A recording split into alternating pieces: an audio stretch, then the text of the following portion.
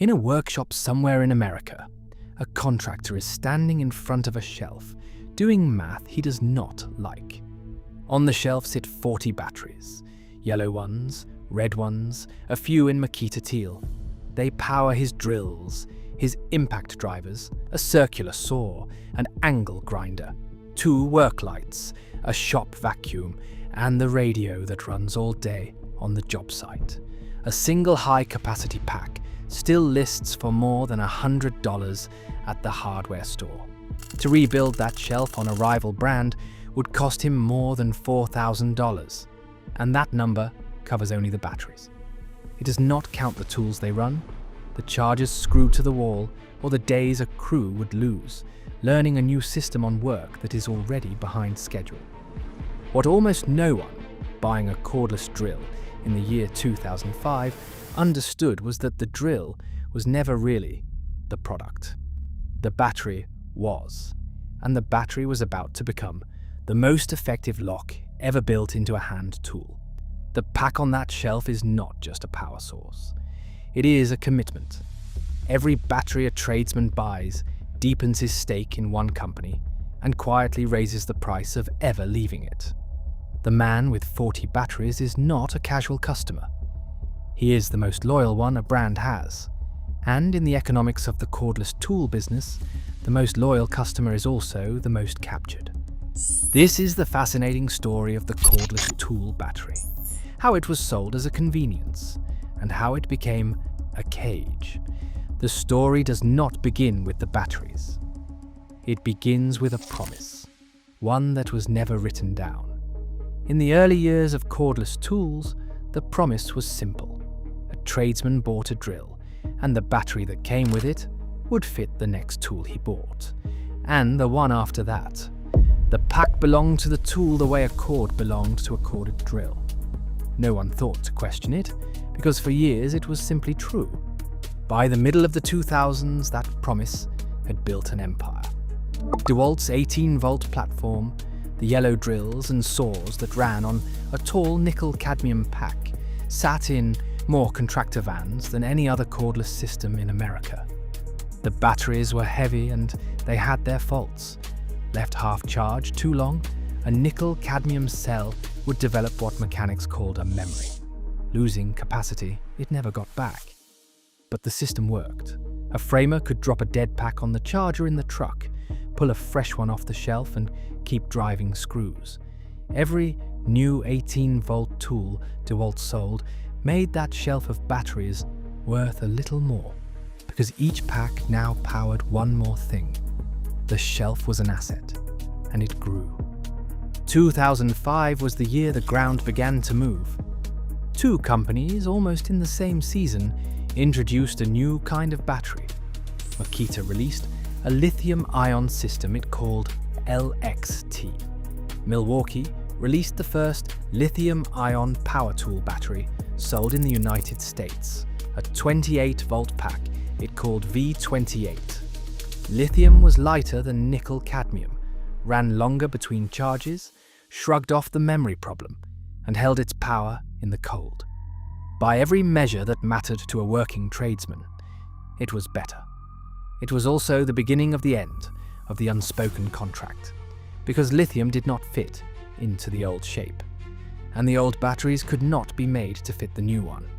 Milwaukee, 2006. Milwaukee knew its customers had years of money tied up in 18-volt nickel-cadmium tools, and it made them a careful offer.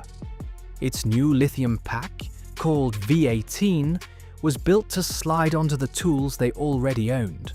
The company said so plainly. A tradesman could have the performance of lithium, around 50% more runtime, without buying into an entirely new platform. Keep the tools, just upgrade the battery. It was exactly what a loyal customer wanted to hear, and many of them paid for it. 2 years later, Milwaukee set that offer aside. In 2008, the company introduced a new line called M18. The tools were lighter, the motors were redesigned, and the whole system was built around a new lithium pack. It was also a clean break. The M18 battery would not fit the older tools, and the older batteries would not fit the new ones. Everyone who had taken Milwaukee at its word 2 years earlier, who had bought V18 packs to keep their existing tools alive, now held a battery with a shrinking future and no clear path forward. The same story played out on Milwaukee's higher-powered side, where the 2005 V28 gave way to a new M28 that left the first generation behind. What makes this worth remembering is not that Milwaukee acted in bad faith. Some of the break was real engineering. Lithium cells need their own management electronics, their own charging behavior, their own internal protection, and bolting all of that onto a battery designed to imitate an old nickel-cadmium pack was a compromise with a short life. The honest part and the convenient part pointed in the same direction. The trouble is that the cost of the break was almost invisible while it happened. Launching M18 looked like progress, and in most ways it was. The price of it landed quietly on the customers who had trusted the brand the earliest. DeWalt reached the same fork from the other side. For years it had stayed with nickel-cadmium while its rivals moved to lithium. When it finally moved around 2011, it did something that still confuses customers more than a decade later. It named its new lithium system 20V Max. The number was a marketing decision, not an engineering one. A DeWalt 20V Max battery and the old 18V battery are, in the way that matters on a job site, the same voltage. A 20V pack reads 20 volts for only an instant, fully charged and sitting under no load. Put it to work and it settles to 18. The platform it replaced was 18 volts as well. The number on the label went up. The voltage underneath it did not. The change was a name and a shape. That shape was the real break. The new lithium pack slid onto the foot of the tool instead of plugging into a post, which meant the thousands of 18V DeWalt tools already in the field could not accept the new battery, and the new tools could not accept the old. A tradesman with a van full of yellow 18V drills and saws was suddenly standing at a hardware store wall, looking at a rack of batteries that would not fit a single tool he owned.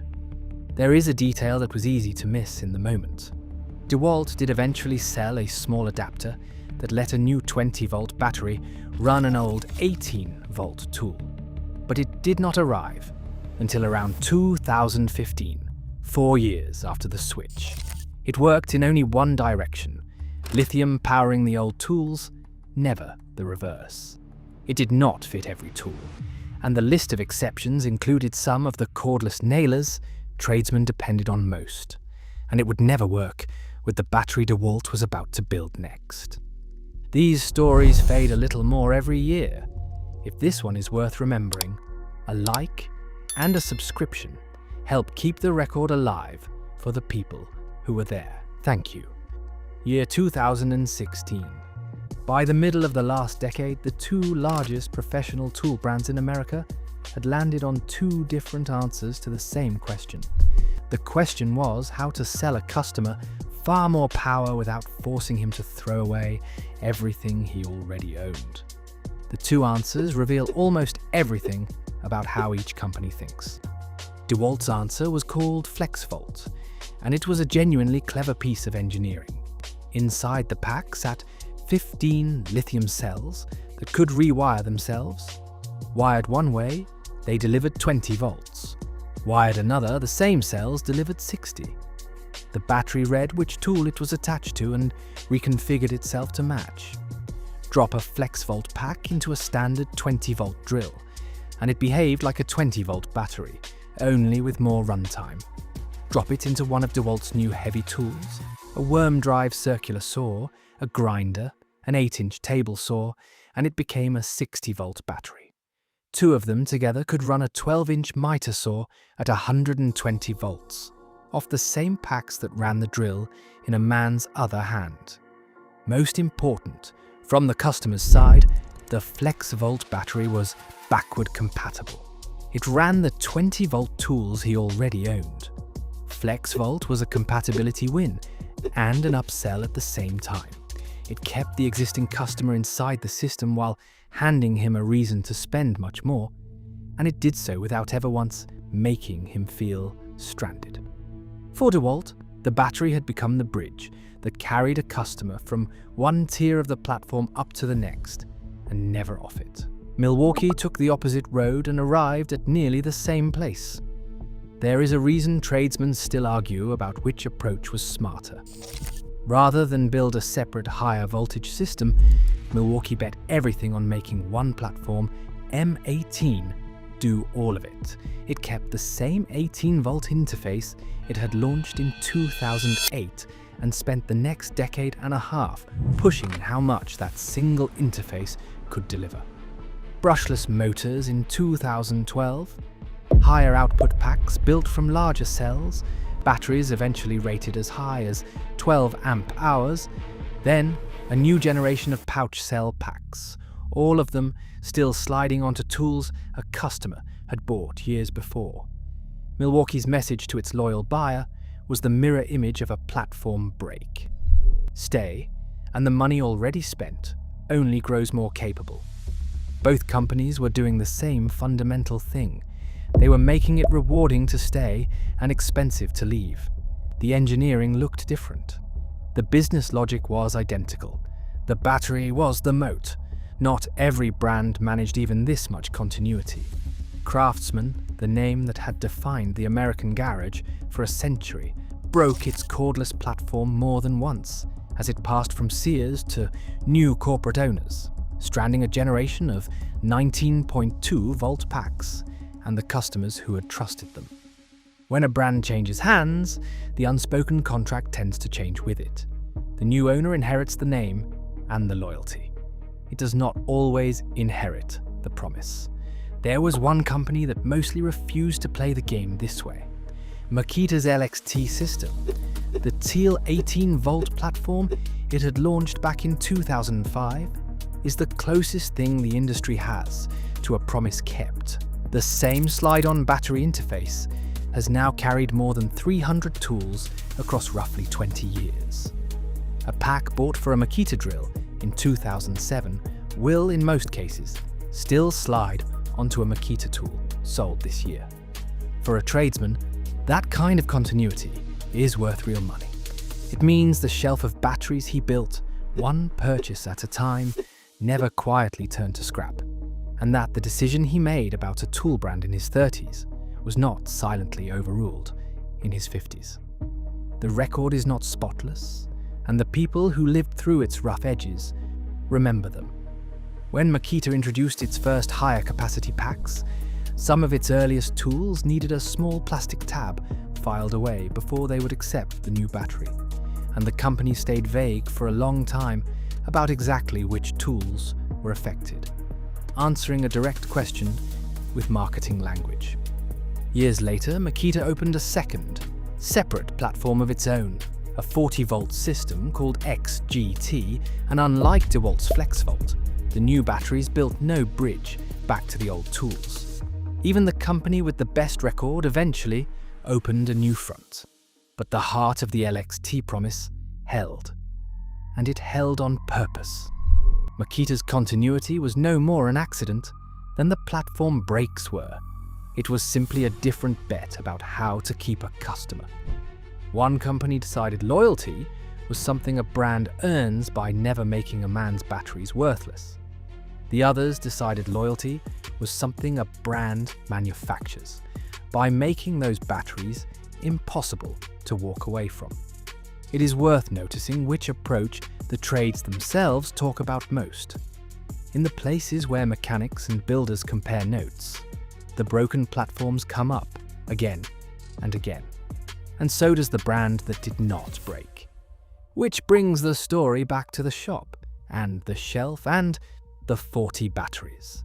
To understand why those 40 packs work like a cage, it helps to see them the way a finance department sees them. In an office tower somewhere, a cordless platform is not a collection of drills. It is a base of locked-in customers, each one carrying a switching cost the company itself designed and then sold to him as convenience. The battery a tradesman buys is priced at a thin margin, and inside a holiday bundle, it is sometimes sold at a loss because the battery is not where the profit lives. The profit lives in the next tool, and the tool after that, every one of which works only with that brand's pack. It is the oldest arrangement in business. Sell the razor cheap and the blades forever. The lock is not a metaphor. It is machined into the hardware. Every brand's battery carries its own terminal shape, its own latch, its own internal electronics that speak a language only that brand's tools understand. Slide a Milwaukee pack toward a DeWalt drill, and it will not even seat. And if it somehow did, the tool's controller would refuse to recognize the handshake and shut down. A grey market of third-party adapters exists to defeat this, and every manufacturer warns against them, because an adapter that bypasses the safety conversation between a battery and a tool can also bypass the protection that keeps a lithium pack from overheating. The incompatibility is not a technical accident. Any of these companies could have agreed on a common battery standard decades ago, the way phone makers were eventually pushed toward a single charger. None of them ever will on their own, because the incompatibility is the product. It is the precise thing that turns a satisfied customer into a captured one. So, the contractor in the shop runs his numbers and lands exactly where the people in the office tower always knew he would. Replacing the batteries alone runs past $4,000. Replacing the tools those batteries power runs well into 5 figures. Set against that wall of cost, a slow decline in a brand's quality, a thinner warranty than the one his father trusted, a tool that fails a year sooner than the one it replaced. None of it is quite enough to push him out the door. He stays, not because the brand is still the best, but because leaving costs more than staying. That is not loyalty in any sense the word used to carry. It is gravity. And it was engineered, one platform at a time, by people who understood exactly what 40 batteries on a shelf would come to mean. In 2005, the promise was that a battery would fit the next tool a man bought. 20 years later, that promise has been kept. In a sense, its makers were careful never to print on the box. The battery does fit the next tool. It simply has to be the same brand's next tool and the one after that, for as long as the man keeps working. The contract was never broken. It was rewritten quietly, one platform at a time, until the convenience and the cage had become the same object. Somewhere, a drawer holds a dozen dead nickel-cadmium packs from a platform that no longer exists, kept for tools their owner cannot quite bring himself to throw away. On the shelf above it sit 40 newer batteries, charged and waiting, each one a small square argument against ever leaving.